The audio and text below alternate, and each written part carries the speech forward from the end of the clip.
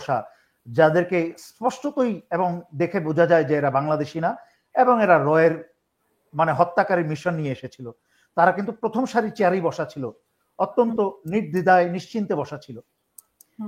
সরকারের কি কোনো ব্যবস্থা ছিল ওই ধরনের লোক এসে প্রথম সারিতে বসে যাওয়া তো দূরের কথা, তারা যেন না আসতে পারে? সরকারের কোনো প্রচেষ্টা ছিল না, ছিল না, এখনো নাই। বহুবার বলেছি, আবার বলছি, এই সরকার হচ্ছে আওয়ামী সরকার, ভারতে রেখে যাওয়া সরকার। ডক্টর ইউনূসের পুরনো খায়েশ, বহু পুরনো খায়েশ। গোপালগঞ্জে কারফিউ শেষ হওয়ার পর আবারও কারফিউ দেওয়া হয়েছে। গোপালগঞ্জে নাকি গণহত্যা চলছে, গোপালগঞ্জে সরকারি নিধন চলছে, এমন অনেক অ্যাক্টিভিস্ট বা অনেক সাংবাদিক আওয়ামী লীগপন্থী যারা আছেন তারা বলার চেষ্টা করতেছেন। আসলে এর কোনো বাস্তবতা রয়েছে? গোপালগঞ্জে কি আসলে গণহত্যা চলছে? আপনাদের কাছে গোপন তথ্য দিব। পাশাপাশি গোপালগঞ্জে গণহত্যা চলছে এই কথাগুলো যারা বলছে তাদেরকে নিয়ে, এবং গোপালগঞ্জে যে কয়েকজন মারা গেছে এটা নিয়ে আসলে জাতি কি ভাবছে এই বিষয়গুলো, এবং এনসিপির সমাবেশে হামলা, বিশেষ করে বিএনপির সাথে তাদের দ্বন্দ্ব, সমসাময়িক অনেক বিষয়গুলো নিয়ে আলোচনা বা তথ্য দিয়েছেন, বিশ্লেষণ করেছেন সাংবাদিক সেনা সদস্য মেজর দেলোয়ার। তার আলোচনা আসলে বুঝতে পারবেন যে আসলে আমাদের রাজনৈতিক সংকটটা বর্তমান কোথায় এবং গোপালগঞ্জের গণহত্যা কারা চালাচ্ছে। দেখতে পাচ্ছি বাংলাদেশের রাজনীতিতে, এবং আজকে আমরা দেখেছি যে খুবই নিরাপত্তার বলয়ের মধ্যে দিয়ে এনসিপি তার সমাবেশ করেছে, এবং গতকালকে থেকেই চকরিয়ার ঘটনার পরেই প্রথমেই গোপালগঞ্জের ঘটনা এবং পরে চকরিয়ার ঘটনার পরে তাদেরকে বেশ নিরাপত্তা দেওয়া হচ্ছে। সেখানে ডগ স্কোয়াড ব্যবহার করা হচ্ছে এবং বিভিন্ন ধরনের নিরাপত্তার ব্যবস্থা করা হয়েছে। হঠাৎ করে কেন এই নিরাপত্তা তাদের ব্যাপারে, সেটা নিয়ে আমরা আলোচনা করব। এবং আমরা দেখতে পাচ্ছি যে গোপালগঞ্জের বিষয়টা নিয়ে বেশ ধোঁয়াশা তৈরি হয়েছে। সোশ্যাল মিডিয়াতে অনেক ধরনের কথা আসছে, যেটা সত্য মিথ্যা মিক্সড করা। আসলে সেগুলো কি গুজব নাকি সেগুলোর মধ্যে কিছু সত্যতা আছে? সেখানে বলা হচ্ছে যে গণহত্যা হচ্ছে, গণগ্রেফতার হচ্ছে, আসলে তার আড়ালে কি হচ্ছে? এছাড়াও আমরা দেখেছি এনসিপির একটা বিশাল একটা সমাবেশের ডাক দিয়েছে, যেটা ৩রা আগস্ট সম্পূর্ণ হবে শহীদ মিনারে। তারা বলেছে যে জুলাই ঘোষণাপত্র যদি না দেয় সরকারের পক্ষ থেকে, তাহলে তারা নিজেরাই ঘোষণাপত্র পাঠ করবে এবং তাদের বাকি কর্মসূচি তারা পালন করবে। এখনো যেগুলো এই জুলাই মাসে যেগুলো বাকি আছে এবং ৩রা আগস্ট পর্যন্ত তাদের কর্মসূচিগুলো তারা বাস্তবায়ন করবে। আমরা এসব বিষয় নিয়ে কথা বলবো। কথা বলার জন্য আমাদের সাথে উপস্থিত আছেন মেজর দেলোয়ার হোসেন অবশ্যই। তো আপনাকে স্বাগত আমাদের আজকের অনুষ্ঠানে। ধন্যবাদ। আসসালামু আলাইকুম। শুরুতেই আমি গোপালগঞ্জের অবস্থাটা আপনার থেকে একটু শুনতে চাই। সেখানে বিভিন্নভাবে সোশ্যাল মিডিয়াতে বলা হচ্ছে যে গণগ্রেফতার, গণহত্যা এবং বেশ সেনাবাহিনী সম্পর্কে বেশ বিতর্কিত অনেক তথ্য আসছে। আপনার কাছে একটু শুনতে চাই যে আপনার কাছে কি তথ্য আছে বা কি জানেন আপনি এই বিষয়ে। প্রথম কথা হচ্ছে, গোপালগঞ্জের গণহত্যা বা যেই নামেই দেয়া হোক না কেন, বাংলাদেশের ২০০০ বা তার অধিক যে গণহত্যা করলো হাসিনা গত জুলাই আগস্টে, গত ১৬ বছরের কথা বাদেই দিলাম, শুধুমাত্র গত জুলাই আগস্টেই যে ২০০০ গণহত্যা করলো, এবং তার জন্য স্বৈরাচারী হাসিনা বা তার দলের আওয়ামী লীগের একটি ব্যক্তি পর্যন্ত কখনো ক্ষমা চাইল না। সুতরাং গোপালগঞ্জে, আমি গোপালগঞ্জ না বলে এটাকে গোয়ালগঞ্জ বলি, তো গোপালগঞ্জে বা গোয়ালগঞ্জে ৫ জন না ৫০ জন মারা গেল, তা নিয়ে জাতির তো কোনো মাথা ব্যথা নেই। এত কথা কেন এটা নিয়ে? We don't care. গোপালগঞ্জে কতজন মারা গেল তা নিয়ে জনগণের কোনো মাথা ব্যথা নাই, কারণ জুলাই আগস্টের রক্ত এখনো শুকায় নাই। হাসিনা ক্রমাগত ষড়যন্ত্র করেছে বাংলাদেশের বিরুদ্ধে, বাংলাদেশকে অস্থিতিশীল রাখতে। সুতরাং গোপালগঞ্জে কতজন মারা গেল তা নিয়ে কারোর মাথা ব্যথা নাই।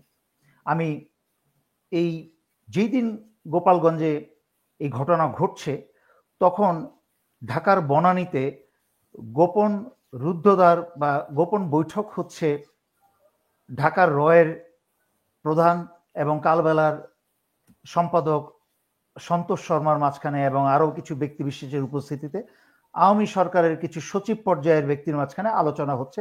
তার মাঝখানে তারা দাবি করেছে যে গোপালগঞ্জে ১৫ জনকে হত্যা করা হয়েছে, সরকারিভাবে বলা হচ্ছে ৫ জন। আমার কথা হচ্ছে, এই গত ১৬ বছরের অত্যাচারে এবং বাংলাদেশের গণহত্যায় যেই বিচার বহু আগে হয়ে যাওয়া উচিত ছিল, তার তুলনায় 50 জন বা 100 জন গোপালগঞ্জে হত্যা হলেও জনগণের এটা নিয়ে সেটা কোনো আক্ষেপ তো দূরের কথা, কোনো আফসোস পর্যন্ত নাই। জি, কিন্তু 50 জন নিহত, কিন্তু সরকার কেন বলছে যে 5 জনের কথাই আমরা শুনতে পাচ্ছি। আর সেখানে কিছু নিরীহ মানুষও আছে, সবাই যে গোপালগঞ্জে আওয়ামী লীগের লোকজন তা তো না। তো নিরীহ মানুষকে হয়রানি করছে সেনাবাহিনী, এরকম একটা অভিযোগ এসেছে। আচ্ছা শুনেন, প্রথম কথা হচ্ছে সেনাবাহিনী নিরীহ লোকের উপর অত্যাচার করবে, সেটার কি কোনো যুক্তিযুক্ত কারণ থাকতে পারে? আপনি বলেন, পারে? একটা অবশ্যই পারে না, কারণ সেনাবাহিনীরও তো জবাবদিহিতা আছে, তো সেখানে এক্সাক্ট, শুধু আমি ওইদিকে যাচ্ছি না এখন, কারণ সেনাবাহিনী নিজেই জানে সেনাবাহিনী এখন আন্ডার দি স্পটলাইট। এই সময় সেনাবাহিনী কি বলে, পারলে আওয়ামী লীগের লোকজনও হত্যা করবে না, আর সাধারণ লোকজনকে হত্যা করা বা অত্যাচার করা তো দূরের কথা, কারণ তাতে তাদেরই বদনাম হবে। এখন উন্মুক্ত জার্নালিজম কি বলে সাংবাদিকতার সময়, এই সময় পত্রপত্রিকায় বিভিন্ন মোবাইল ফোনের ছবি ভিডিও চলে আসবে। আমি ওইদিকেও যাচ্ছি না, এটা গুরুত্বপূর্ণ বিষয় না। আসল কথায় আসেন, যে গোপালগঞ্জ বাংলাদেশের একটা নিকৃষ্ট, একটা সন্ত্রাসী ঘাঁটি হিসেবে পরিচিত এত বছর, যেখানে একটা মিথ বা একটা রূপকথা ছিল যে এরশাদ প্রবেশ করতে পারে নাই, এর পরবর্তীতে বিএনপি প্রবেশ করতে পারে নাই গোপালগঞ্জ, এরকম একটা মিথ বা রূপকথার গল্প কিন্তু তৈরি করা হয়েছিল নেতানিয়াহু বা ইসরায়েলের যে আকাশ প্রতিরক্ষা ব্যবস্থা সেটা নিয়েও, কিন্তু আয়রন ড্রোম, কিন্তু ইরান সেটা একদিনে সেই মিথ্যা গল্পকে ধূলিসাৎ করে দিয়েছে। একইভাবে এনসিপি গোপালগঞ্জে প্রবেশ করে সেই আওয়ামী লীগের সেই মিথ্যা রূপকথার গল্প যে গোপালগঞ্জে কেউ প্রবেশ করতে পারে না, এটাকে একটা এই মিথ্যা পুরনো গল্পটাকে ধূলিসাৎ করে দিয়েছে। এটা বহু আগে হওয়া উচিত ছিল। গোপালগঞ্জ কোনো অন্য দেশের অংশ না, এটা একটা বাংলাদেশের অন্যান্য সাধারণ কিন্তু তারা তো জেলার মতোই জীবনের একটা অংশ। ঝুঁকি নিয়ে গেছে সেখানে। জি জি, বলেন, বুঝতে পারি। তারা তো জীবনের ঝুঁকি নিয়ে গেছে সেখানে। হ্যাঁ, তারা তো জীবনের ঝুঁকি নিয়ে গেছে, কারণ বুঝতে হবে যেখানে হত্যাকারী, খুনি, স্বৈরাচারী হাসিনার পিতার কি বলে মাজার বানিয়েছে, যেখানে মানে একটা শয়তানের একটা স্তম্ভ বানিয়েছে, সমস্ত শয়তানির কেবল উপমা হিসাবে তৈরি করেছে ওখানে গোপালগঞ্জে এত বছর। এইটাকে বহু বছর আগেই ধ্বংস করা উচিত ছিল, এবং এখানে জীবনের ঝুঁকি নিয়ে গেছে, এটা খুবই স্বাভাবিক। শুধু তাই না, আমি জানি না আপনার অনুষ্ঠানে আগে বলেছি কিনা, এই গোপালগঞ্জে এনসিপি যাওয়ার বহু আগে থেকেই বাংলাদেশের বিভিন্ন এলাকা থেকে সন্ত্রাসী আওয়ামীরা সেখানে কিন্তু সমাবেশ করে। অস্ত্রশস্ত্র তো আগেও ছিল, কিন্তু তারা অস্ত্রশস্ত্র আরো প্রবেশ করায়, এবং আওয়ামী প্রাক্তন এমপির নেতৃত্বে সেইখানে একটা দুর্গ গড়ে তোলা হয় এনসিপিকে মোকাবেলা করার জন্য এবং এনসিপির ছাত্র নেতাদেরকে হত্যা করার জন্য। আমার কথা হচ্ছে, এত বড় একটা ঘটনা ঘটলো এনসিপি সেখানে যাত্রা করার আগেই, সেটা কি এনএসআই, ডিজিএফআই এবং ডক্টর ইউনূস সরকার জানতো না? স্বরাষ্ট্র উপদেষ্টা তো বলেছে যে ওনাদের কাছে তথ্য ছিল, কিন্তু গোয়েন্দা তথ্য ছিল, কিন্তু এত বড় কিছু হবে এরকম তথ্য ছিল না। তাহলে কি কতটুকু পর্যন্ত তথ্য উনি ছিল? আসলে বয়স বেশি হয়ে গেছেন। উনি আগে যখন চাকরিতে ইয়াং ছিলেন তখনও উনি ভালো মানুষ ছিলেন, কিন্তু দুঃখজনকভাবে হলো আসলে যেই মাত্রার প্রফেশনালিজম দরকার ছিল এটা ওনার কখনোই ছিল না। এই কথার মাঝখানে এখনো তাই প্রমাণিত হয় যে উনি এরকম একটা সেন্সিটিভ স্পর্শকাতর দায়িত্বপূর্ণ জায়গায় থেকে ধ্বংসপ্রাপ্ত বাংলাদেশের, যেখানে 5ই আগস্টের পরে হাসিনা পালানোর পর থেকে ভারত ক্রমশ তারা মেনেই নিতে পারছে না যে এটা ভারতের অঙ্গরাজ্য তাদের হাতছাড়া হয়ে যাবে, যেখানে এই কি বলে অতিমাত্রার সন্ন্যাসী ডক্টর ইউনূস, উনার কোনো হুঁশই নাই যে উনি আওয়ামী বা ভারতে রেখা যাওয়া সকল অবকাঠামোর উপর একটা পরগাছা হয়ে উনি গ্রামীণের সকল সুযোগ সুবিধা আদায় করছেন। উনি দেশ এবং জনগণ নিয়ে ওনার কোনো মাথা ব্যথা নেই। উনি গ্রামীণ বিশ্ববিদ্যালয়, গ্রামীণ সুমুখ, উনি গ্রামীণ স্মার্ট লিঙ্ক, উনি বিদেশে কি বলে এটাকে শ্রমিক রপ্তানির জন্য উনি গ্রামীণ রপ্তানি ইত্যাদি ইত্যাদি বিভিন্ন জিনিস করেছেন। অন্যায়ের পর অন্যায় করে চলেছেন, দেশের কোনো সংস্কার করছেন না এবং করার কোনো বিন্দুমাত্র ইচ্ছাও ওনার নাই, পরিকল্পনাও নেই। উনি উনি পরগাছা হয়ে উনি স্বজনপ্রীতির দুর্নীতি সবার আগে শুরু করেছেন। নিজের এলাকার চিটাগাংয়ের লোকজনকে নিয়োগ দিয়ে, গ্রামীণ বিভিন্ন সংস্থার লোকজনকে সরকারের মধ্যে প্রবেশ করিয়ে দিয়ে, তাদেরকে বাংলাদেশের সরকারের সকল কন্ট্রাক্ট বা টাকা পয়সার সকল সুযোগ সুবিধা দিয়ে একটার পর একটা দুর্নীতি কিন্তু ডক্টর ইউনূস করে যাচ্ছে। সেই ডক্টর ইউনূসের তো কোনো মাথা ব্যথাই নেই, এবং তার বসানো দুর্বল উপদেষ্টারা তো বলবেই যে গোপালগঞ্জের মতো একটা স্পর্শকাতর জায়গায় আওয়ামী সন্ত্রাসীদের একটা ঘাঁটি, এবং যেখানে এনসিপির এই বাচ্চা ছেলে পেলগুলো যাচ্ছে সেখানে উনি এত বড় কিছু হতে পারে এটা উনি ভাবতে পারেন নাই। উনি ওই মুহূর্তেই তো পদত্যাগ করে, লজ্জা শরম যদি থাকে পদত্যাগ করে যাওয়া উচিত ছিল, যেহেতু বাংলাদেশিদের এবং বিশেষ করে 16 বছরে হাসিনা শিখিয়ে দিয়ে গেছে যে মন্ত্রী হতে হলে, প্রধানমন্ত্রী হতে হলে কোনো লজ্জা শরম থাকা যাবে না, বাংলাদেশের মন্ত্রী প্রধানমন্ত্রী হতে হলে, উপদেষ্টা হতে হলে। উনি আবারই সেটা প্রমাণ করলেন যে ওনাদের লজ্জা শরম ওনাদেরও নেই। তাহলে এরকম একটা কথা বলে কি করে? ওনার তো সাথে সাথেই পদত্যাগ করে জায়গা ছেড়ে দেওয়া উচিত ছিল। তাহলে এখন এত নিরাপত্তা দিচ্ছে কেন? মানে ওরা যে আপনাকে মূল গেমটা বলি। এই গেমটা করছেই হচ্ছে ডক্টর ইউনূস সরকার। এই যে গোপালগঞ্জের আক্রমণ, গোপালগঞ্জের কাহিনী, গোপালগঞ্জের ছেলে পেলেদেরকে, সন্ত্রাসী ছাত্রলীগদেরকে একত্রিত হওয়া, শস্ত্র নিয়ে প্রস্তুতি নিতে দেওয়া, এবং একই সাথে এনসিপির ছেলে পেলেদেরকে বলা তোমরা যাও, তারপরে মারামারি কাটাকাটি লাগানো, এবং সারা বাংলাদেশে একটা বিশৃঙ্খল অবস্থা সৃষ্টি হওয়া, তার পরবর্তীতে কক্সবাজারে, সমস্ত কিছু ডক্টর ইউনূস এবং ডক্টর ইউনূসের নাটের গুরুদের ষড়যন্ত্র, যেন আগামীতে ফেব্রুয়ারিতে নির্বাচন না হতে পারে দেশের বিশৃঙ্খলার অজুহাত দেখিয়ে। এটা আপনাকে বুঝতে হবে, এটা সহজ সরল কথা। ফেব্রুয়ারিতে যেন নির্বাচন না হয় সেই জন্য সকল কিছুর মাঠ ঘাট তৈরি করা হচ্ছে এখন থেকেই।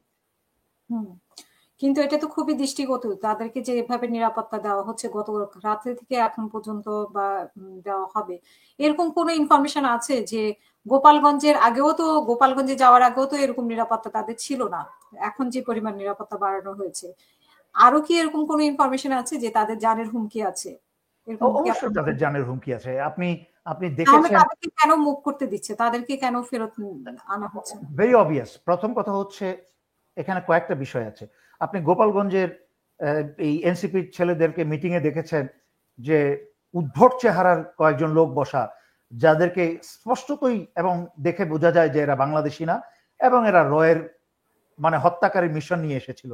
তারা কিন্তু প্রথম সারি চেয়ারেই বসা ছিল, অত্যন্ত নির্দ্বিধায় নিশ্চিন্তে বসা ছিল। সরকারের কি কোনো ব্যবস্থা ছিল ওই ধরনের লোক এসে প্রথম সারিতে বসে যাওয়া তো দূরের কথা, তারা যেন না আসতে পারে? সরকারের কোনো প্রচেষ্টা ছিল না, ছিল না, এখনো নাই। বহুবার বলেছি, আবার বলছি, এই সরকার হচ্ছে আওয়ামী সরকার, ভারতে রেখে যাওয়া সরকার। ডক্টর ইউনূসের বহু পুরনো খায়েশ রাজনীতি করার। এখন 86 বছর বয়সে, এই বুড়া বয়সে, এই মরণের বয়সে উনার শখ হয়েছে রাজনীতির আশা পূরণের, এবং শেষ বয়সে এসেও কিন্তু উনি টাকা পয়সা এবং ক্ষমতার মোহ কাটাতে পারছেন না। উনি সরকারের এবং জনগণের এই সুযোগ সুবিধা বিশ্বাসঘাতকতা করে এই স্থানটাকে দখল করে উনি গ্রামীণের জন্য সকল সুবিধা দিচ্ছেন, এবং ওনার গ্রামীণের প্রাসাদকে আরো বড় করে চলেছেন। তাই উনার এবং বিভিন্ন, আমি তো আর কি করে বলবো, সম্পূর্ণ সরকারি যেহেতু আমি রেখে যাওয়া সরকার, আপনি কিভাবে মনে করেন যে ছাত্রদের জীবন নিরাপদ? এবং এখন যা দেখছেন এই যে নিরাপত্তা দেওয়া হচ্ছে, এগুলো সব হচ্ছে আই ওয়াশ, এগুলো হচ্ছে লোক দেখানো। এগুলো হচ্ছে যত লোক দেখিয়ে মিডিয়াতে আপনি এবং বাংলাদেশের তথাকথিত মিডিয়া, আপনাকে তথাকথিত বলছি না, আপনি এবং যারা এখন তো হচ্ছে এই আপনার মতো মিডিয়া এবং যারা এইসব থার্ড পার্টি মিডিয়া যারা, তারাই হচ্ছে ইনফরমেশনের আসল সোর্স। এখন তো আর পৃথিবীতে সিএনএন, বিবিসি বলেন, বাংলাদেশে প্রথম আলো বলেন, ডেইলি স্টার বলেন, সেখান থেকে কিন্তু মানুষ আর নিউজ জানতে চায় না, কারণ তারা সম্পূর্ণ আস্থা হারিয়ে ফেলেছে জনগণের। তাই মানুষ এখন তৃতীয় মাধ্যম যে মিডিয়া, আপনার মতো মিডিয়া, অন্যান্য যারা মিডিয়া আছে, কনক সারোয়ার বা ইলিয়াস, তাদের কাছ থেকে সংবাদ জানতে চায় যে দেশে কি হচ্ছে, অবস্থা কি। সুতরাং সরকার ইচ্ছা করে এগুলো করছে যেন জনগণ ব্যস্ত থাকে এইসব নাটকের দিকে মনোযোগ দিতে। এর আড়ালে কিন্তু অনেক কিছু হয়ে যাচ্ছে, বাট আগাম আলোচনা করতে চাই না। এর সাথে বিদেশি অনেক চুক্তিও হয়ে যাচ্ছে। ডক্টর খলিল আমেরিকার পাল্লায় পরে অনেক চুক্তি করে ফেলছেন এইসব হইচই ঢামাডোলের আড়ালে, যা কিন্তু দেশ বিরোধী হচ্ছে। ডক্টর হ্যাঁ, ইউনূস আমরা কিন্তু জানি যে কয়েকদিন থেকে উনি ছিলেন ওই যে শুল্কের বিষয়টা আলোচনা করার জন্য, আরো কিছু চুক্তি করার জন্য। তো সেখানে আসলে কি হয়েছে সেটা কিন্তু আসলে গণমাধ্যমে বা কোনো কিছু তারাও শুল্কের মাধ্যমে, শুল্ককে দিয়ে, শুল্কের মূলা বা ভয় দেখিয়ে বাংলাদেশ থেকে যত সুবিধা আদায় করা যায় বঙ্গোপসাগর, আমাদের বে অফ বেঙ্গল বা বঙ্গোপসাগরের উপরে যে নিয়ন্ত্রণ পশ্চিমা দেশের, যুক্তরাষ্ট্রের, সেই সেই নিয়ন্ত্রণটাকে নিশ্চিত করতে চুক্তির মাধ্যমে এই পশ্চিমা পুতুল পাপেট ডক্টর ইউনূস এবং ডক্টর খলিলের কাছ থেকে যত সুবিধা আদায় করা যায় তাই কিন্তু এই যুক্তরাষ্ট্র আদায় করে নিচ্ছে গোপনে গোপনে, যা সম্পূর্ণ বাংলাদেশের স্বাধীনতা এবং সার্বভৌমত্বের বিরুদ্ধে যাচ্ছে। একই সাথে মনে রাখতে হবে যে আমরা যদি চীন এবং যুক্তরাষ্ট্রের মাঝখানে কি বলে জিও পলিটিক্সের দৃষ্টিতে বাচ্চা ছেলে পেলের মতো কিন্তু একদম স্পষ্টভাবে দাঁড়িয়ে উঠে একটা সাইড নিয়ে দাঁড়ানো যায় না। এখানে অনেক ডিপ্লোম্যাটিক্যাল গেম খেলতে হয়। চীন এবং যুক্তরাষ্ট্রকে একটা সমতার সম্মানের স্থানে রেখে কিন্তু আসল নিজের সুবিধাকে সবচেয়ে বেশি অগ্রাধিকার দিয়ে আমাদেরকে এগোতে হবে। কিন্তু সেখানে ডক্টর ইউনূস চীনকে দূরে ঠেলে দিয়ে যেইভাবে ন্যাক্কারজনকভাবে যুক্তরাষ্ট্রের দিকে এককভাবে যাচ্ছে, কারণ এই ডক্টর ইউনূস সরকারের, ডক্টর ইউনূসের ওই জীবন ভ্রমর আমরা ছোটবেলা শুনেছি না, যে একটা শয়তানের জীবন হচ্ছে একটা সিন্ধুকের ভিতরে রাখা একটা ভ্রমর, ওই ভ্রমরের ডান পা ছিঁড়লে শয়তানের ডান পা ছিঁড়ে যায়, বাম পা ছিঁড়লে শয়তানের বাম পা ছিঁড়ে যায়। পশ্চিমাদের সেই পশ্চিমা শয়তানদের ভ্রমর হচ্ছে ডক্টর ইউনূস। এই ডক্টর ইউনূসের ডান পা ছিঁড়ে গেলে কিন্তু পশ্চিমাদের ডান পা ছিঁড়ে যাবে। আমার কথার মনে হতে পারে জোকস, বাট আমি কিন্তু জোকস বলছি না, এটা একটা বাস্তব ভিত্তিক কথা। ডক্টর ইউনূসকে আপাত দৃষ্টিতে ছাত্ররা মনে করতে পারে ছাত্ররা বসিয়েছে, ছাত্ররা ডক্টর ইউনূসকে বসাই নাই। ছাত্রদের কানে হুইসপার করে পশ্চিমারা ডক্টর ইউনূসকে এখানে বসিয়েছে। একদিক দিয়ে গ্রামীণের মুনাফা উঠছে, আরেক দিক দিয়ে পশ্চিমাদেরকে মুনাফা দিচ্ছে। কিন্তু যেদিকেই যাচ্ছে শাখের করাত বাংলাদেশিদের স্বাধীনতা, সার্বভৌমত্ব এবং জনগণের যে অধিকার সেটাকেই কাটা হচ্ছে। আমার আপনার কাছে কিছু প্রশ্ন, সেটা হচ্ছে যে বলা হচ্ছে যে এই যে গোপালগঞ্জকে কেন্দ্র করে আওয়ামী লীগ একটা সুসংহত হওয়ার চেষ্টা করছে এবং সুসংগঠিত ভাবে আবারও বাংলাদেশের উপর আক্রমণ করতে পারে। আজকে যেরকম হরতাল ছিল তাদের, দুটো বাস পোড়ানো হয়েছে না ট্রাক পোড়ানো হয়েছে, এরকম একটা ঘটনা ঘটেছে। তো আপনার কি মনে হয় যে আসলে ও করতে পারবে কিনা এই বিষয়ে? আচ্ছা, প্রথম কথা হচ্ছে, এটা কি কোনো ব্রেকিং নিউজ হলো? এটা কি কোনো অবাক হওয়ার কথা হলো? আমি তো গত 6 বছর ধরে বলে আসছি যে হাসিনার পতনের পরে হাসিনা এবং ভারত মিলে ক্রমাগত চেষ্টা করে যাবে বাংলাদেশকে অস্থিতিশীল করতে। আপনার এর আগে তো বহু অনুষ্ঠানে বলেছি, এবং আপনার গত 15ই জুলাই আপনার সাথে অনুষ্ঠানেই বলেছি, যেই পরিমাণ অস্ত্র রেখে গেছে ভারত এবং আওয়ামী লীগ বাংলাদেশের বিভিন্ন স্থানে, সেই অস্ত্র উদ্ধার না করা হলে বাংলাদেশের কোন সরকারকেই 6 মাসের বেশি স্থিতিশীল হতে দিবে না। অস্থিতিশীল করবে, সেটা নির্বাচনের মাধ্যমেও যদি কোনো সরকার আসে, সেই সরকারকেও, বিশেষ করে বিএনপি যদি আসার, যে বিএনপি আসলে তো অন্য যে কোনো দলের চেয়ে শক্তিশালী হবে। আমি বাকি সব কথা বাদ দিলাম। বিএনপির ভিতরে যেহেতু কি বলে ভারতীয় রয়ের রাজাকার এবং আওয়ামী রাজাকার প্রচুর আছে, এগুলো তো বহু বলেছি। তারপরেও মনে করেন বাংলাদেশের বৃহত্তর দলের মাঝখানে তো একটা, সেই বিএনপিও যদি ক্ষমতায় আসে 6 মাসের বেশি বিএনপিকে স্থিতিশীল হতে দিবে না। তার প্রমাণ তো দেখেছেন। আমি 15 তারিখে আপনার অনুষ্ঠানে বলেছি 17-18 তারিখে কি পরিমাণ অস্ত্র কালেক্ট করেছে সেনাবাহিনী এক গোপালগঞ্জ থেকেই, তার সামান্য অংশ। তাতেই কিন্তু চকচকে ঝকঝকে অত্যাধুনিক অস্ত্র সব, যেগুলোকে ব্যবহারই করা হয় নাই, একদম নতুন। তাহলে চিন্তা করে দেখেন। আপনি এইরকম বলেছিলেন যে আপনি ঠিক গত অনুষ্ঠানে বলেছেন যে 2 বছরও এই অস্ত্র উদ্ধার করে শেষ করতে পারবে না। 100% কারেক্ট। এত কারণ অস্ত্র আমি কেন বলেছি, আমি কিন্তু বাংলাদেশের অন্যান্য আপনাদের যাদের তথাকথিত ইউটিউবার আছে, যারা আছে, যাদের বাংলাদেশ সেনাবাহিনী সম্পর্কে কোনো ধারণাই নাই, সেখানে আমি ফিল্ড লেভেলে অ্যাজ এ মেজর, একজন ফিল্ড অফিসার হিসেবে পার্বত্য চট্টগ্রাম থেকে আরম্ভ করে 91-এর নির্বাচন, 96-এর নির্বাচন, 96-এর অস্ত্র উদ্ধার, এবং বসনিয়ার যুদ্ধে একটা খারাপ সময়ে বিভিন্ন জায়গায় কিন্তু সরজমিনে থেকে সশরীরে অভিজ্ঞতার মাধ্যমে যতগুলা কথা বলি, এবং আল্লাহর রহমতে সেনাবাহিনীতে আপনি আওয়ামী ছাড়া এবং বাংলাদেশ সেনাবাহিনীর সিনিয়র এবং জুনিয়র যে সব অফিসার আমাকে চেনে তাদেরকে জিজ্ঞেস করতে পারেন আমার সম্পর্কে আমি কেমন অফিসার ছিলাম, কোন মানের অফিসার ছিলাম। আলহামদুলিল্লাহ।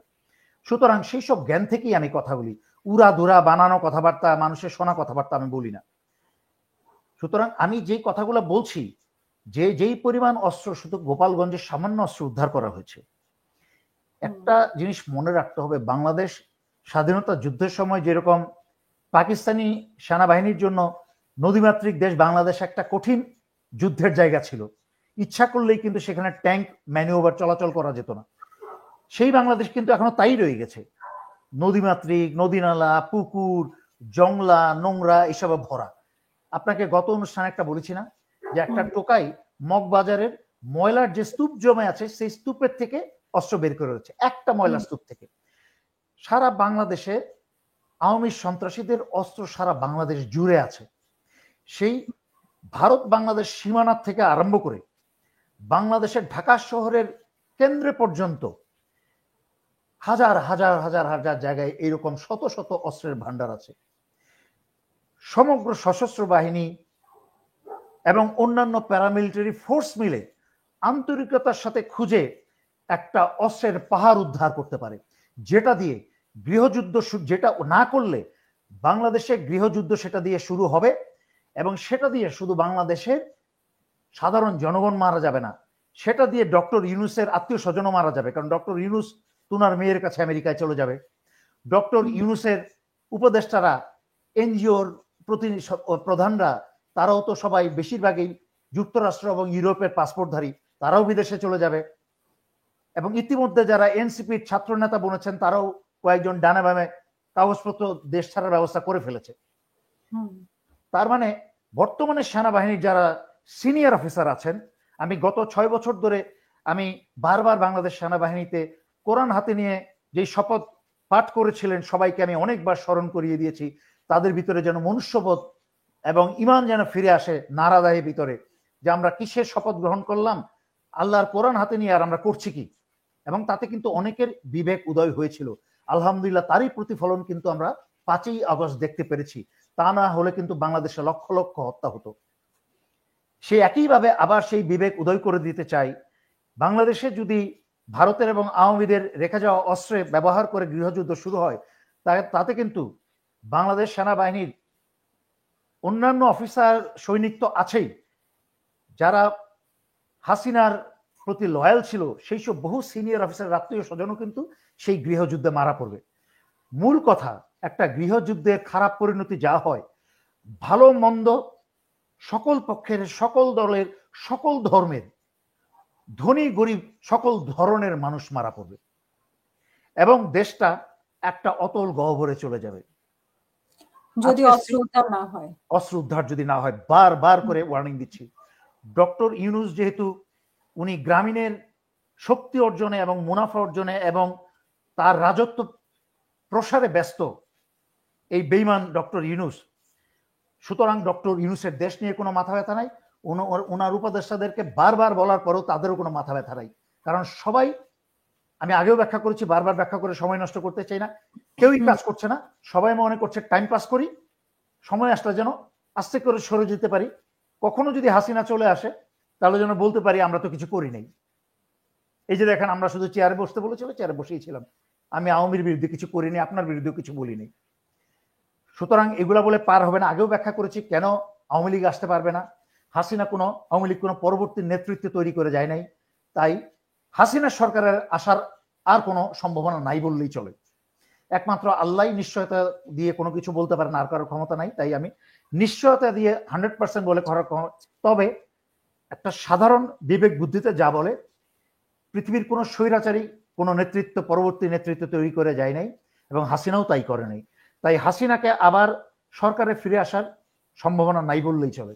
তারপরে কি থাকে, আওয়ামী লীগের যেসব চোর, সন্ত্রাসবাদ, ধর্ষক নেতা নেত্রী আছে, তারা কি কখনো একটা জনতাকে একত্র করে একটা সরকার গঠন করার ক্ষমতা আছে? সেই জন্যই তো সোহেল তাজের মতো একটা ধাপ্পাবাজ, একটা বদমাইশকে একটা বিডিআর হত্যাকারীর পরিকল্পনাকারীদের মাঝখানে একজনকে, এবং হাসিনার সরকারের অংশ হয়ে কিন্তু স্বরাষ্ট্রমন্ত্রীও ছিল, হুম এবং আওয়ামী বদমাইশগুলা প্রমোট করে না উনি তো ভালো মানুষ, উনি তো মন্দের ভালো। আর হুম কিছু কিছু বাংলাদেশে অন্যান্য ছাগল পাগল যারা আছে, হুম যাদেরকে আপনার শিলে পাটায় বেটে মুখে তুলে খাওয়ালেও বুঝবে না যে এরা কত বড় শয়তান এই সোহেল তাজ। এই হুম সোহেল তাজকে বি টিম করে ডাক্তার ইউনুসের কিন্তু পাশে দাঁড় করিয়ে দিয়েছে। আর হুম ডক্টর ইউনুস, পশ্চিমারা ওনাকে ব্যাংকের সুদ খাওয়ার জন্য নোবেল প্রাইজ দিয়েছেন, কিন্তু উনার এইটুকু জ্ঞান নাই যে হাসিনার এত বছরের বেনিফিশিয়ারি এবং একসময় হাসিনার এই এই খুনি হত্যাকারী স্বৈরাচারী হাসিনারই মন্ত্রী ছিল। স্বরাষ্ট্র মন্ত্রী ছিল, তাকে পাশে নিয়ে দাঁড়িয়ে ছাগলের 3 নাম্বার বাচ্চার মতো গদগদ করে হাসছে। ইডিয়েট, হুম নোবেল পেয়েছে আবার। জি, আপনার কাছে শেষ জানতে চাওয়া যে ঘোষণাপত্র নিয়ে কি হচ্ছে? সরকার বলছে যে আজকেও ঐক্যমত্য কমিশনের সহসভাপতি আলী রিয়াজ বলেছেন যে কয়েকদিন থেকেই বলছেন যে এই মাসের মধ্যেই দেওয়া হবে। কিন্তু আমরা কিন্তু এখনো কেউ আমাদের টক শোতে যে আলোচনা করে কেউই কিন্তু জানে না আসলে ঘোষণাপত্র দেওয়া হবে কি হবে না, বা কি আছে ঘোষণাপত্রে। আর এদিকে এনসিপি কিন্তু ঘোষণা করেছে যে ৩রা আগস্ট ওরা শহীদ মিনারে আবার যে সমাবেশটা করবে সেখানে ওরা নিজেরাই ঘোষণাপত্র পাঠ করবে। তো সেখানে কি হতে যাচ্ছে আসলে সেটাকে কেন্দ্র আচ্ছা, করে এই যে শুরু ডক্টর ইউনুস ছাত্রদের সাথে প্রথমে তো ডক্টর ইউনুস এবং তার কুশীলবরা মিলে, পশ্চিমা কুশীলবরা মিলে বিপ্লবটাকে ধ্বংস করে দিয়েছে, বিপ্লবটাকে চুরি করে হাইজ্যাক করে নিয়ে এনজিও সরকার গঠন করেছে। কিন্তু তখনও কিন্তু ওই নাহিদরা, হাসনাতরা, বাচ্চা ছেলে পেলে এরা বুঝতে পারছে না, তখনও বুঝতে পারে না যে চোখের সামনে বিপ্লবটা চুরি করে নিয়ে ওদেরকে বিপদে ফেলেছে। এর আগে অনেকগুলো পোস্টে এবং আমার ভিডিওতে বলেছি, আপনার অনুষ্ঠানে বলেছি যে 75-এর ফাঁসি 35 বছর পরে 2010 হলেও কিন্তু হয়েছে। এই ছেলে পেলেগুলোকেও কিন্তু ডক্টর ইউনুস তারা ফাঁসি রশির দিকে ঠেলে দিচ্ছে। ডক্টর ইউনুস এই ছেলেগুলোকে এত দুর্বল হিসাবে তাদেরকে অপমানজনক ভাবে ব্যবহার করছে, যেভাবে একটা শিশুকে মা যখন খাবার খাওয়াই যে আরেকটা খাও, এটা খেলেই তোমাকে আমি কার্টুনটা দেখতে দিব, হুম বা তোমাকে এইটা খেলনাটা কিনে দিব, আরেকটা খাও তারপরে খেলনাটা কিনে দেবো। এইভাবে কিন্তু ডক্টর ইউনুস 8ই অগস্টের পর থেকে কিন্তু জুলাই আগস্টের কথা কয়েকদিন পরে পরেই বলেছে এই যে আমরা দিব, এই যে আমরা দিব। 1 বছর কিন্তু পার হয়ে গেছে, দেয় নাই। প্রথম কথা হচ্ছে এইটা। সুতরাং স্পষ্টতই ডক্টর ইউনুস জুলাই আগস্টের কোনো ঘোষণা দেওয়ার তার কোনো সদিচ্ছা নাই। দ্বিতীয়ত, আপনি যেটা বলেছেন জুলাই আগস্টের, সেইটার ভিতরে তার কন্টেন্টস গুলা কি থাকবে। যেই জুলাই আগস্ট বিপ্লবের ঘোষণাপত্র, একমাত্র দাবিদার হচ্ছে যারা বিপ্লব করেছে, যারা জীবন দিয়েছে, এবং তাদের পক্ষের থেকে প্রতিনিধি হয়ে যেই সব বিপ্লবীরা সেই দাবি করছে, একমাত্র তারাই হচ্ছে দাবিদার। কিন্তু ডক্টর ইউনুস যত আজে বাজে রাজনৈতিক দল, যাদের কোনো নাম নাই, ঢাল নাই, তলোয়ার নাই, নিধিরাম সরকার, সেই সব রাজনৈতিক দলকেও উনি উনার অফিসে ডেকে চা নাস্তা খাইয়ে সম্মান করে তাদের মতামত দিচ্ছে জুলাই বিপ্লবের ঘোষণাপত্রের কন্টেন্টস কি হবে। সুতরাং হোয়াট ডু ইউ এক্সপেক্ট এর কাছ থেকে? এর থেকে আপনি ভালো কি আশা করেন? এখন সবচেয়ে ইম্পর্টেন্ট গুরুত্বপূর্ণ জায়গায় চলে আসি। 3রা আগস্টে এনসিপি যেই সমাবেশের ডাক দিয়েছে, আমি যতটুকু জানি সেই সমাবেশে জামাত এবং আরো সমমনা দল তারা অংশগ্রহণ করবে, এবং তাতে কিন্তু বাংলাদেশে আমার মন বলছে একটা ঐতিহাসিক পরিবর্তনের আর একটা ইতিহাস সৃষ্টির দিকে বাংলাদেশে যাওয়ার সম্ভাবনা, বিশাল সম্ভাবনা আছে। এমনও হতে পারে, অবাক হবেন না, যে ডক্টর ইউনুসকে ক্ষমতা ছেড়ে চলে যেতে হতে পারে। ডক্টর ইউনুস অন্য কারোর হাতে ক্ষমতা ছেড়ে দিয়ে চলে যেতে হতে পারে 3রা আগস্টের সমাবেশকে কেন্দ্র করে। এখানে হয় খুব একটা ভালো কিছু হবে, আর নয় খুব একটা খারাপ কিছু হবে। কিন্তু এখন থেকে আরম্ভ করে 3রা আগস্টের মাঝখানে তো সামান্য কয়েকদিন মাত্র। এই সামান্য কয়েকদিনে তো আওয়ামী লীগ এবং ভারতের যেসব ষড়যন্ত্র, যেসব অস্ত্রশস্ত্র, তার তো কিছু উদ্ধার হবে না। এবং এই এই এই ডক্টর ইউনুস এবং ডক্টর ইউনুসের এই ধাপ্পাবাজ সরকার সবাইকে বলার পরেও, জেনারেল হাফিজকে বলেছি, ব্রিগেডিয়ার জেনারেল শাখাওয়াতকে বলেছি, তাদেরকে টেক্সট পাঠিয়েছি, তাদেরকে হোয়াটসঅ্যাপে মেসেজ পাঠিয়েছি, ফোন করে বলেছি যে রয়ের প্রধান রাজেশ অগ্নিহোত্রীকে বিদায় করেন, বাংলাদেশে বসে ক্রমাগত বাংলাদেশের বিরুদ্ধে ষড়যন্ত্র করে যাচ্ছে। 2016 সালে একই অপরাধে পাকিস্তান তাদেরকে লাথি মেরে, তাকে লাথি মেরে বের করে দিয়েছে, তখন সে 16 সালে বাংলাদেশে এসে জায়গা স্থান করেছে। এই ডক্টর ইউনূসকে এতবার বলার পরেও ডক্টর ইউনূস জনগণকে নিয়ে, দেশকে নিয়ে কোনো মাথা ব্যথাই নাই। সে পশ্চিমেরা তাকে নোবেল প্রাইজ দিয়েছে। আমার মনে হয় ডক্টর ইউনূসের সময় খুব কাছাকাছি, জনগণ হয়তো এমন হতে পারে তাকে জুতার মালা দিতে পারে। অবাক হবেন না। আপনার কাছে শেষ প্রশ্ন, আমরা জানা মতে যে ভারতে একটা সব দল মিলে একটা মিটিং হওয়ার কথা বাংলাদেশের ব্যাপারে, আপনার কোনো আইডিয়া আছে কিনা সেই বিষয়ে? আচ্ছা, আপনি খেয়াল করবেন ভারতের যেই কি বলে এটাকে ফরেন সেক্রেটারি, সে কিন্তু চিরাচরিত বাংলাদেশে কিছু হলেই তো যেন তাদের কোনো প্রদেশের কিছু হয়ে গেছে, মানে মায়ের চেয়ে মাসির দরদ বেশি, বাংলাদেশিদের চেয়ে যেন ভারতের দরদ বেশি। আর ভারতে তো মলম বিক্রেতা আছেই, বাংলাদেশের ভারতের সকল মিডিয়াই তো মলম বিক্রেতা মিডিয়া। তো ওই পররাষ্ট্র সচিব কিন্তু বলেছে যে গোপালগঞ্জে কি হচ্ছে আমরা নজর রাখছি। তাদের মণিপুর জ্বলে কিন্তু শেষ হয়ে যাচ্ছে, মণিপুর কিন্তু জ্বলে শত শত হাজার হাজার মানুষ কিন্তু নিহত হয়েছে, খ্রিস্টান প্রচুর নিহত হয়েছে, সেটা নিয়ে কিন্তু মাথা ব্যথা নাই, সেটা নিয়ে কিন্তু কোনো কথাবার্তা নাই। তাদের ভারতের ভিতরে কিভাবে মুসলমান মসজিদ ভাঙা হচ্ছে, কিভাবে মুসলমান হত্যা করা হচ্ছে, সেটা নিয়ে কিন্তু তাদের আভ্যন্তরীণ যে ভারত টুকরা টুকরা হয়ে যাচ্ছে, সেটা নিয়ে কিন্তু তাদের মাথা ব্যথা নাই। কিন্তু বাংলাদেশ নিয়ে তাদের একটা, সকল রাজনৈতিক দল মিলে, এটিকে আজকে প্রথম, এটা তো আজকে প্রথম না, এর আগেও কিন্তু হাসিনা পালানোর পর থেকে দফায় দফায় বাংলাদেশকে নিয়ে এই বিজেপি সরকার, কংগ্রেস সরকার, এরা সব মিলে কিন্তু একসাথে মিটিং করেছে। কারণ চোরে চোরে মাসতো তো ভাই, এই যে এক সময় একটা লোককে, ভারতের একটা এমপিকে আমি, সে বিদেশে পড়াশোনা করে বড় হয়েছে, তার কথাবার্তা আমি পছন্দ করতাম, কিন্তু বেলা শেষে এমন একটা কথা বলতে মুখে চলে আসছিল যে বলতে গেলে এটা অনেকেই মনে করবে হিন্দুদের বিরুদ্ধে, আসলে বিষয়টা তা না। এই ভারতীয় বদমাইশগুলা, এরা যেই দলেরই হোক না কেন, এরা সবই বদমাইশ, রসুনের গোড়া কিন্তু সবগুলোর এক। তো যেই এমপির কথা বলতে যাচ্ছিলাম, শশী থারুর, একসময় তার কথা কিন্তু আমার ভালো লাগতো, এই শশী থারুরকেও আমি এখন ঘৃণা করি, সবগুলোই বদমাইশ। এরাও কিন্তু বাংলাদেশের বিরুদ্ধে ইনিয়ে বিনিয়ে কথা বলে। একসময় কিন্তু শশী থারুরের কথাবার্তা, কি বলে এটাকে, ডেমোক্রেটিক কথাবার্তা আমার খুব পছন্দ হতো, কিন্তু এই লোকও কিন্তু বিক্রি হয়ে গেছে এই মোদির কাছে। সুতরাং ভারতের দলীয় মিটিং হচ্ছে, এটা নতুন কিছু না। ক্যালকাটায় তার চেয়ে বড় কথা হচ্ছে, ভারত তাদের প্রতিবেশীদেরকে নিয়ে শত শত বছর ধরে এরকম মিটিং করেছে। এই জন্য ভারত তাদের সকল প্রতিবেশীকে হারিয়েছে। আমি এটা নিয়ে আজকে থেকে 3-4 বছর আগে লাইভ করেছি, প্রতিটা প্রতিবেশীর ম্যাপে ছবি দেখিয়ে দেখিয়ে যে কি জন্য ভারত তাদের প্রতিবেশীকে হারিয়েছে। সর্বশেষ বাংলাদেশ বাকি ছিল, বাংলাদেশকে হারিয়েছে। বাংলাদেশ হারানোর আগে বাকি ছিল মালদ্বীপকে হারিয়েছে। সুতরাং ভারত কি করছে এটার উপরে আমাদের নজর রাখতে হবে, কিন্তু এটা নিয়ে প্রতিনিয়ত ভারত কি করে ফেললো, এটা করলে পরে আমরা নিজেদের কাজে মনোনিবেশ করতে পারবো না। তার চেয়ে খেয়াল রাখতে হবে, পচা শামুকে কিন্তু পা কাটে। ক্যালকাটায় কিন্তু আওয়ামী লীগের একটা অফিস করেছে, যেই অফিসে সবসময় ওই আওয়ামী বদমাইশ স্বরাষ্ট্র মন্ত্রী কামালের অফিস, ওখানে কামাল বসে সবসময়, ওখানে বসে শেখ হেলাল বসে, ওখানে পুলিশের মনিরুল বসে, এবং আগরতলা থেকে প্রায় বিমানে গিয়ে যোগদায়ী হচ্ছে বাংলাদেশের আয়নাঘরের খুনি সেনাবাহিনীর লেফটেন্যান্ট জেনারেল আকবর, যে বদমাইশকে আমি বহুবার ছবি দেখিয়ে বলেছি আকাম কুকাম। আরেক বদমাইশের কথা আমি এত বছর বহুবার ছবি দেখিয়ে বলেছি, সেটা হচ্ছে লেফটেন্যান্ট জেনারেল সাইফুল আলম, সেও ডিজিএফআই ছিল, পরবর্তীতে কিউএমজিতে ছিল।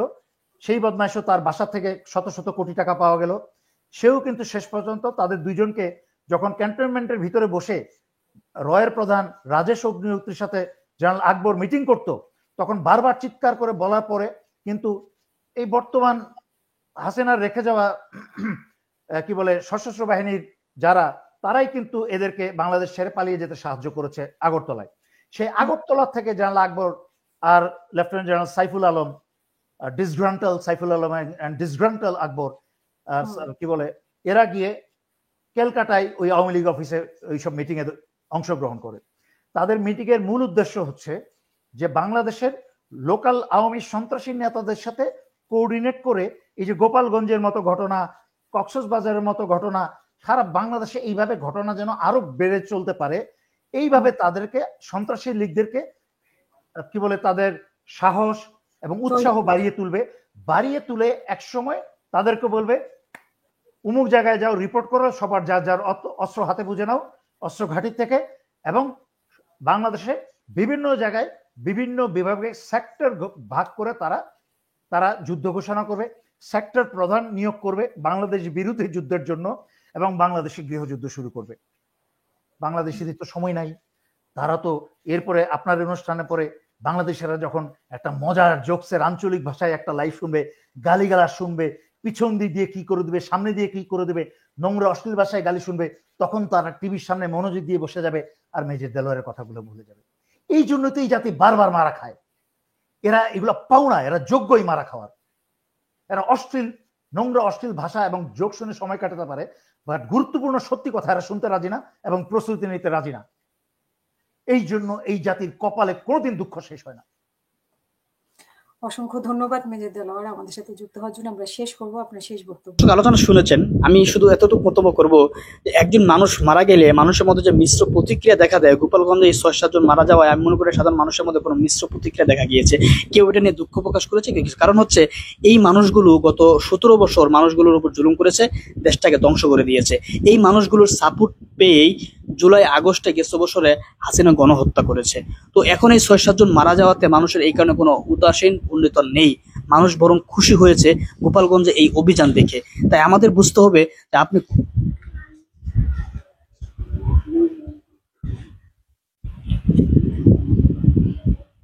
এই জন্য মানুষের ভিতরে কোনো আমি বলবো উল্লাস রয়েছে, মানুষের ভিতরে কোনো দুঃখ নেই, কোনো রকমের ইয়া নেই যে এইতগুলো মানুষ মারা গিয়েছে। কিন্তু যারা সমালোচনা করছে তারা নিজেদেরকে সেকুলার মনে করে, তারা আওয়ামী লীগের গুণগান গাওয়ার